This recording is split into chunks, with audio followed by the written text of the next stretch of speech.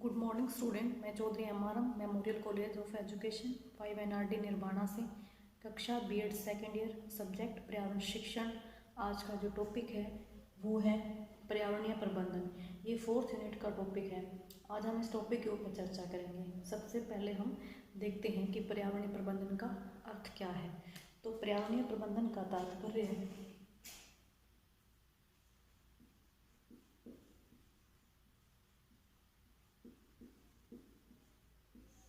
पर्यावरणीय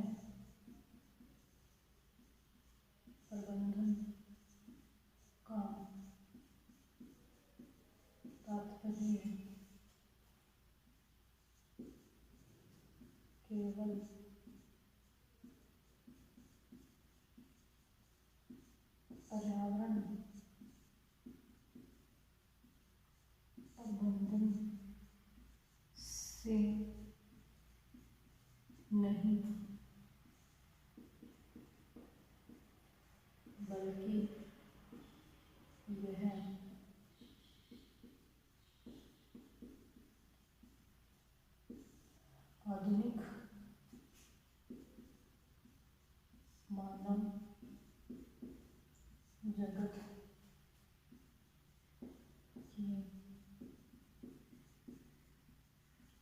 तात्पर्य केवल पर्यावरण प्रबंधन से नहीं बल्कि यह आधुनिक मानव जगत की पर्यावरण के साथ संपर्क तथा उस पर पड़ने वाले प्रभाव के प्रबंधन से है। तो पर्यावरण प्रबंधन का तात्पर्य केवल पर्यावरण प्रबंधन से नहीं बल्कि आधुनिक मानव जगत के पर्यावरण के साथ संपर्क तथा उस पर पड़ने वाले प्रभाव के प्रबंधन से है।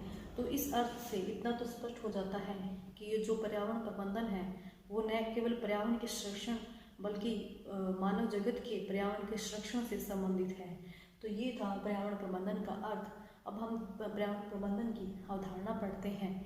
पर्यावरण संपूर्ण विश्व में मानव जगत का आधार है और यह आदिकाल से ही इसके उद्भव और विकास में सहायक रहा है और भविष्य में भी जीव जगत का मुख्य आधार पर्यावरण प्रबंधन ही रहा है। जीव जगत मुख्य रूप से पर्यावरण प्रबंधन पर ही निर्भर रहता है। मानव अपनी आवश्यकताओं की पूर्ति के लिए पर्यावरण का उपयोग करता है और ऐसा करते हुए कहीं वह इसका समायोजन करता है तो कहीं शोषण करता है। तो इस तरह से ये जो क्रम है वो प्रकृति में निरंतर चलता रहता है।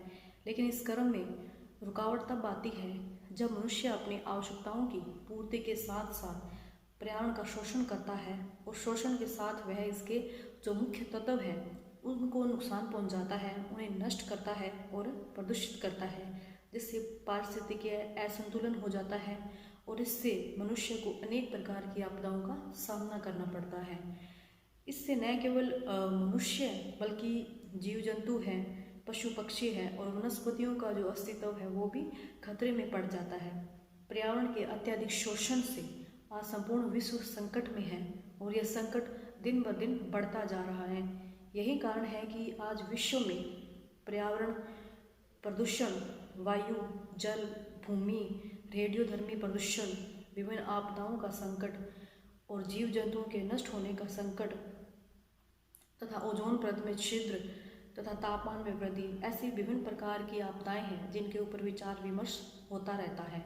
और इन आपदाओं से हमें जो हमारे अर्थशास्त्रीय हैं, जो समाजशास्त्रीय हैं, जो वैज्ञानिक हैं, वो हमें इन आपदाओं के बारे में हमें चेतावनी देते रहते हैं। उनका मानना है कि यह संकट और अधिक बढ़ता जाएगा और इसके कारण जो मानव सभ्यता है वो संपूर्णतः समाप्त हो जाएगी। तो इस संकट से इनकार तो नहीं किया जा सकता, लेकिन इसको समाप्त करने और इसको कम करने की आवश्यकता है। तो ये था पर्यावरणीय प्रबंधन की अवधारणा। इसमें यह स्पष्ट होता है कि जो पर्यावरणीय प्रबंधन है वो अपने आसपास के जो सफाई व्यवस्था है, जो स्वच्छ आसपास के वातावरण को स्वच्छ रखने की प्रक्रिया है, वह पर्यावरण प्रबंधन है।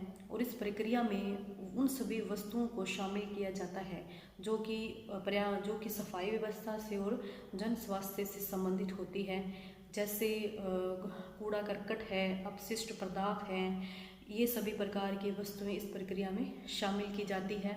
और इस प्रकार जो पर्यावरणीय प्रबंधन है, उनमें उन सभी प्रक्रियाओं को शामिल किया जाता है जो कि सफाई व्यवस्था से और मनुष्य के स्वास्थ्य से संबंधित होती है।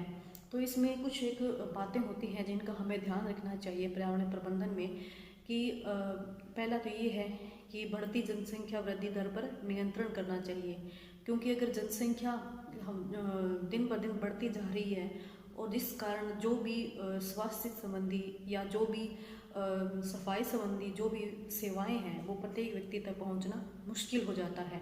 तो हमें कुछ ऐसे सार्थक उपाय करने चाहिए जिससे कि जो जनसंख्या है वो कम की जा सके। दूसरा इसमें उपाय कि पर्यावरण प्रबंधन का जो मूल घटक है वो है सफाई व्यवस्था। तो हमें इस तरह के उपाय करने चाहिए जिससे कि हमारे आसपास सफाई रहे। जो घरों से निकलने वाला जो भी कूड़ा करकट है उसको इधर उधर डालने की बजाय एक निर्धारित स्थान पर उसको डालना चाहिए।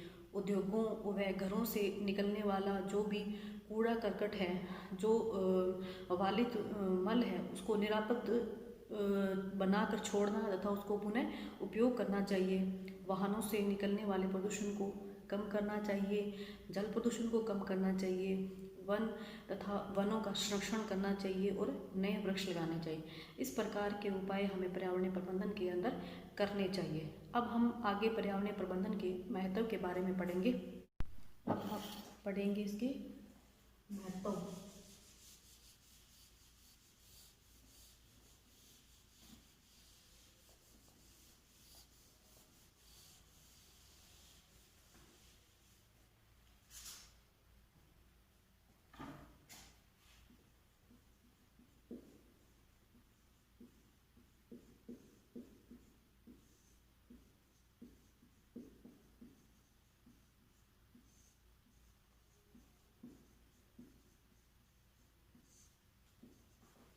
पर्यावरण के महत्व, तो इसकी अवधारणा और अर्थ पढ़ने के बारे में हमें इतना तो पता लग गया है कि कि स्वास्थ्यप्रद जीवन जीने के लिए पर्यावरण प्रबंधन अति आवश्यक है।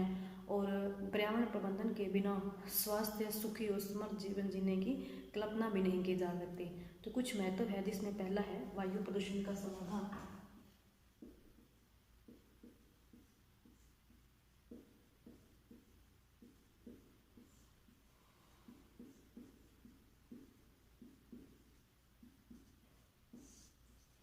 वायु प्रदूषण का समाधान। वायुमंडल पर्यावरण का एक अभिन्न अंग है और मानव जीवन के लिए वायु का होना बहुत ही आवश्यक है।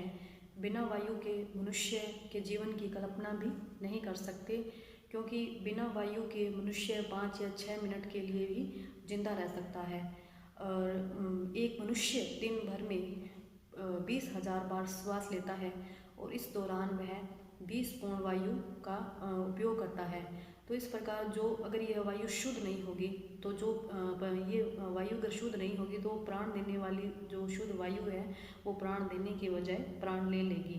तो इस प्रकार पर्यावरण प्रबंधन के माध्यम से ऐसे बहुत से उपाय हैं जिनके द्वारा हम वायु प्रदूषण के खतरे को पूर्णतः तो नहीं कम कर सकते, लेकिन इसके प्रभाव को ज़रूर कम कर सकते हैं। जैसे घरों में घरेलू ईंधन के स्थान पर बायोगैस है, कुकिंग गैस है, व सोलर ऊर्जा के उपकरणों का हमें उपयोग करना चाहिए। उद्योगों में भी वायु प्रदूषण को जो नियंत्रण करने वाले उपकरण हैं उनका अधिक से अधिक उपयोग करना चाहिए। ये ऐसे साधन हैं जो कि जिनका प्रयोग विज्ञान व प्रौद्योगिकी के माध्यम से संभव हो पाया है। दूसरा इसका महत्व है जल प्रदूषण का समाधान।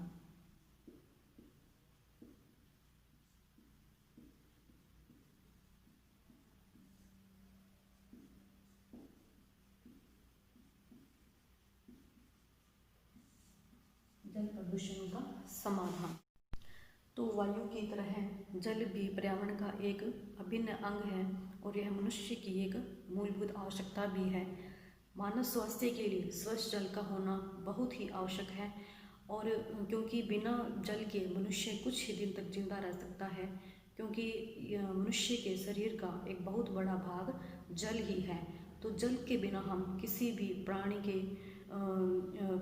के जीवन की तो क्या, हम किसी भी सभ्यता की भी कल्पना नहीं कर सकते। तो पर्यावरणीय प्रबंधन के माध्यम से ऐसे बहुत से उपाय किए गए हैं जिससे जल प्रदूषण को कम किया जा सकता है। जैसे पीने के पानी में पोटेशियम परमंगनेट डालकर उसे शुद्ध किया जाता है। उसमें फिटकरी, क्लोरीन या मेथी का चूर्ण डालकर पानी को शुद्ध किया जाता है। तो ऐसी बहुत सारी ऐसी वैज्ञानिक विधियां हैं, वैज्ञानिक औषधियां हैं जिसके द्वारा जो जल प्रदूषण है उसकी समस्या को कम किया जाता है। फिर आता है इसमें भूमि प्रदूषण का समाधान। भूमि प्रदूषण का समाधान।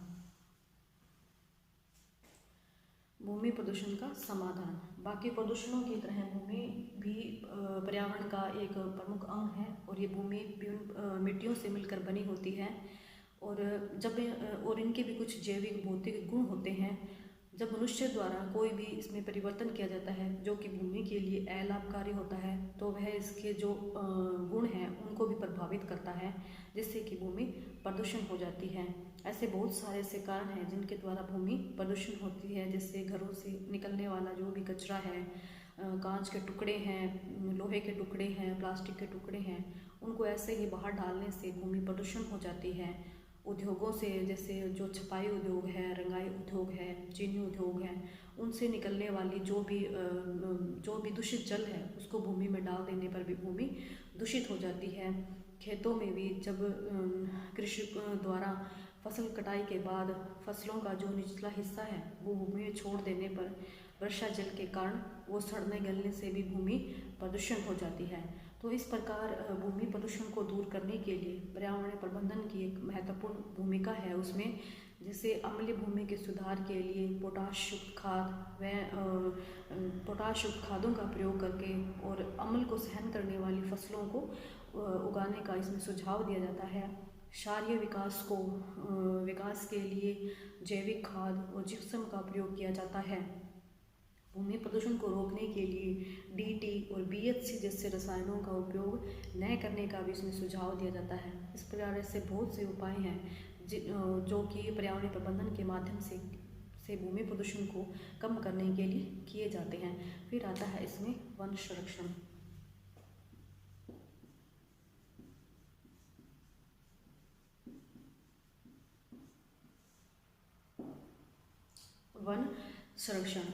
वन संरक्षण भी हमारे पर्यावरण के लिए एक महत्वपूर्ण भूमिका का निर्वहन करते हैं।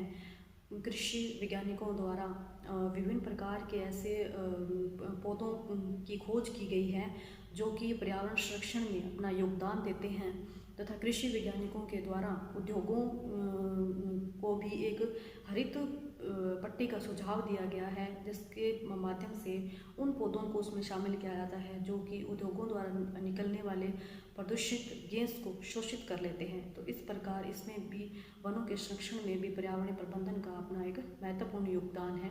फिर आता है इसमें बढ़ती जनसंख्या।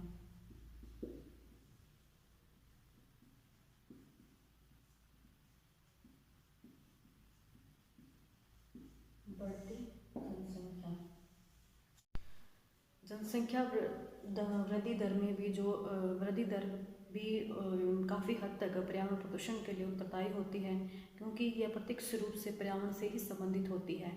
तो पर्यावरणीय प्रबंधन के माध्यम से विज्ञान ने कुछ एक सुझाव दिए हैं, जैसे कि परिवार नियोजन के साधन, नसबंदी के सरल तरीके, ऐसे विभिन्न प्रकार के ये साधन हैं जिसके द्वारा बढ़ती हुई जनसंख्या पर नियंत्रण किया जा सकता है। फिर आता है इसमें वाहन प्रदूषण का समाधान।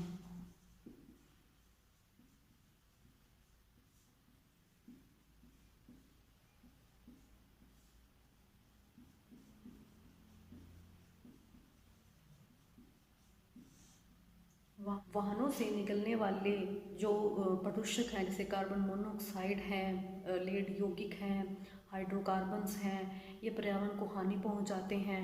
और विज्ञान और तकनीकी के माध्यम से पर्यावरण प्रबंधन, विज्ञान और तकनीकी के रूप में पर्यावरण प्रबंधन के माध्यम से LPG और CNG से चलने वाले वाहनों का प्रयोग करके वायु प्रदूषण को रोकने में सहायता मिलती है। दिल्ली, चेन्नई, मद्रास जैसे महानगरों में इस समस्या के समाधान के लिए गैस व सौर ऊर्जा से चलने वाले वाहनों का प्रयोग किया जाता है, जिसके द्वारा जो वाहनों द्वारा जो भी प्रदूषण होता है उसको काफ़ी हद तक कम किया जा सकता है। फिर आता है इसमें ध्वनि प्रदूषण का समाधान।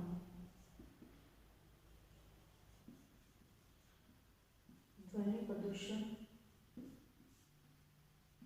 का समाधान।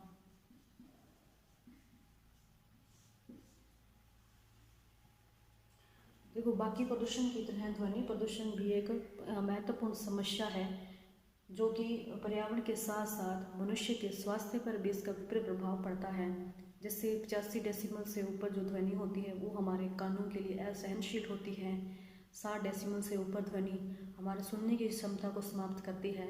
230 डेसिबल से जो ऊपर ध्वनि होती है वो हमारे शरीर को दर्द पहुंचाती है, हमारे शरीर को नुकसान पहुंचाती है।